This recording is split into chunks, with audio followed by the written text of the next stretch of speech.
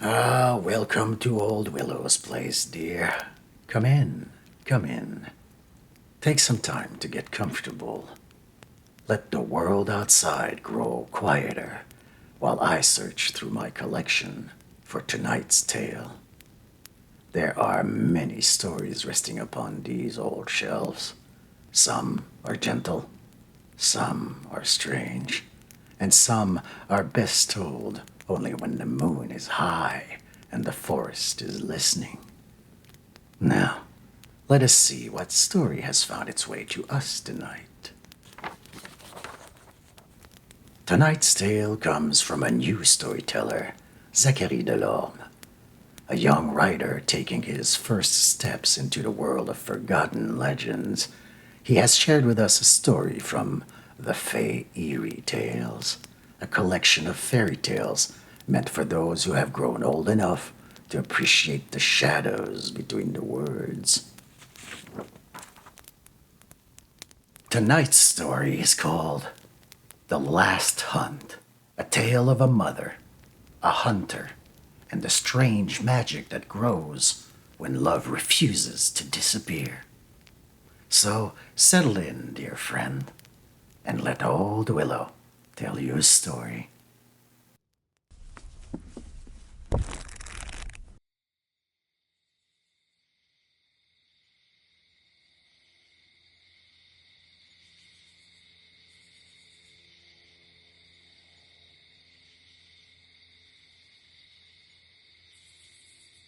Once upon a time, in a quiet den in the woods, lived a gentle mama fox named Fixée and her 4 baby kits. Fixée loved her children more than anything. She taught them where to find fresh water, which insects were safe to eat when food was scarce, and how to hide silently whenever danger wandered too close. Every evening, she tucked them safely into their little den, where they slept beneath her warm tail. As the seasons passed, the kits grew stronger. One bright morning, Fixée gathered them together with a proud smile. "Listen, my darlings, today you will learn to hunt. You'll travel to the muddy lake where the flies gather, and where there are flies, there are frogs. Be patient, stay low, and trust your noses. But remember this above all else. If you ever see something dangerous, run home to me.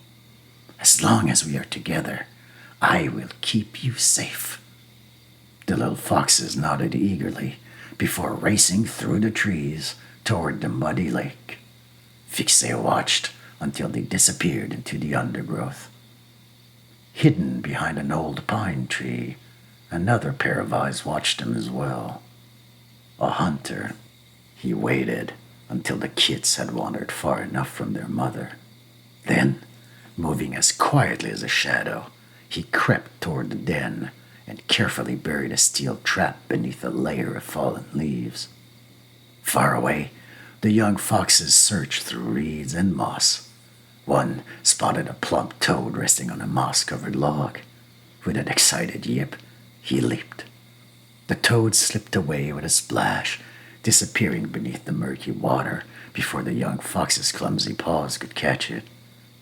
"First hunts are rarely successful," said a voice behind him. "Do you want some help?" The little fox turned. A hunter stood only a few steps away. Then he noticed the pelts hanging from the hunter's belt. His mother's warning echoed in his mind. Danger. Without another thought, he ran. "Mama!" he cried. His frightened voice carried through the forest. Fixée immediately called for her other children to come back, and one by one they raced toward the safety of their den. Then, click! A sharp metal trap closed on Mama Fox and wounded her badly. She struggled, but she could not break free. The hunter stepped from the trees carrying a large net. One by one, he captured each of the little foxes while Fixée watched helplessly. When the hunter had taken them all, he looked down at her. What a shame. Your fur is ruined now, but your children are worth far more. He lifted the net over his shoulder. You can stay here until the forest forgets you. Then he walked away. Mama Fox cried for her children. She cried for the little paws that would never run back to her. She cried until she had no strength left. Far away, a newly awakened Fey heard her cries.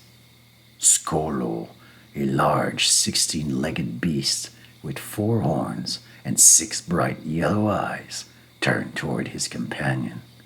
Sarko, we have to help her. The hunter shouldn't have been in our woods. Mama Fox was only teaching her kits to hunt frogs. It protects the flies. Sarko, the father of flies, looked toward his friend with a gentle smile. He was a lanky skeleton with delicate fly-like wings, surrounded by countless insects drifting around him. For many years, he whispered, I have searched for someone worthy of protecting these woods. Together, they appeared beside the wounded fox. The father of flies looked at her carefully. He wondered if this small creature, broken by grief and loss, was truly strong enough to become a guardian of the forest. Tell me, Sarko said softly, how deeply do you desire justice? Mama Fox did want revenge, but more importantly, she wanted her kids back. Do I have time to save them? She asked. The 2 fey creatures looked at one another. I am sorry. The forest itself seemed to fall silent. It is already too late. Mama Fox closed her eyes. For a long while, she said nothing at all. Oh, I should tell you that I can save the souls of your kids and let them stay with you for the rest of eternity, said the 16-legged beast, excited to use his newly found powers. I can gather them before they fade. They may remain with you forever, safe from every hunter and every fear. The father of flies continued, and I can give you a new purpose. You will become a guardian of these woods. No hunter shall ever walk these paths again without your knowing. Fixie thought of her children. She thought of every frightened creature hiding beneath the trees. She nodded. I accept, Mama Fox agreed, and the sounds of the forest slowly carried her into a peaceful sleep.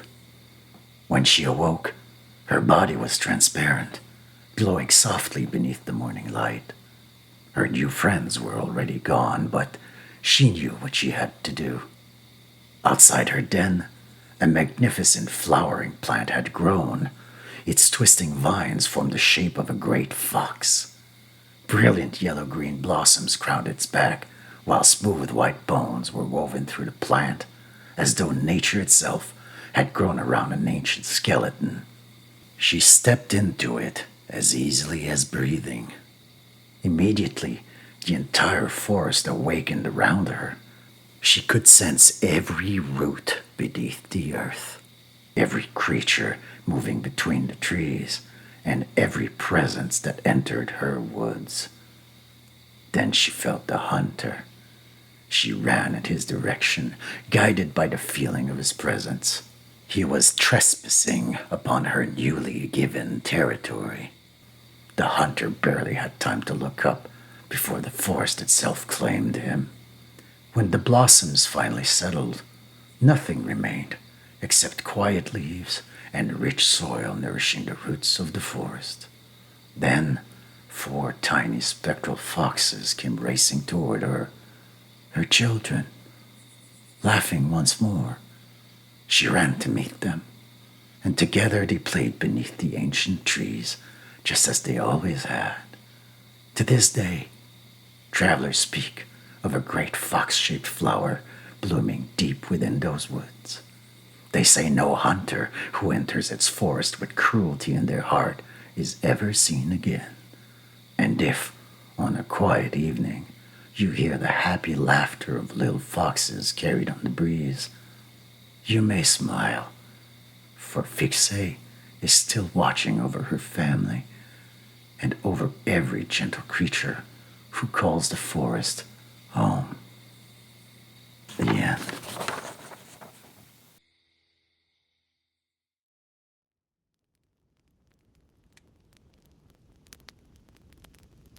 Our story has come to an end, but there's no need to hurry off. I'll keep the fire burning for a little while longer. Another story will be waiting for you soon. Until then, good night.